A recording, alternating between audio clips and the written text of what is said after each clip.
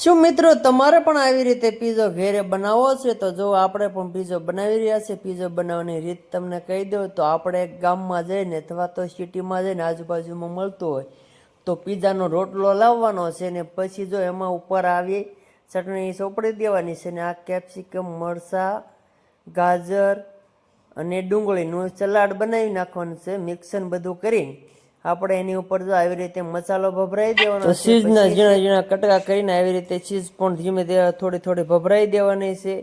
અને પછી આપણે એની ઉપર જો મકાઈ એટલે કે ડોડાના દાણા ઉપર આવી રીતે પણ ભભરાઈ દેવાના છે મિત્રો। અને આવી રીતે આપણે પીઝો બનાવવાનો છે।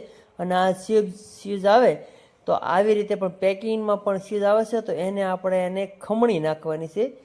તો ખમણીમાં આવી રીતે ખમણી નાખો એટલે આપણે જેમ ઓલી સેવ પડે એવી રીતે બધું પડી જશે અને માથે સ્વીચ લગાડી દેવાની છે મિત્રો। તો આવી રીતે જો આપણે સ્વીચ લગાડી દીધી છે ને હવે એની ઉપર મસાલો નાખી દેવાનો છે। અને હવે એને લોઢીમાં તેલમાં થોડું બે ત્રણ પાવડા તેલ નાખીને એને લોઢીમાં શેકવા માટે એટલે કે શેકાવા માટે મેકી દેવાના છે ને ઉપર નાખી થાળી ઢાંકી દેવાની છે જેથી કરીને બાફથી શેકાઈ જાય આખો પીઝો। તો મિત્રો આવી રીતે જો આપણે પીઝો બનાવી રહ્યા છીએ।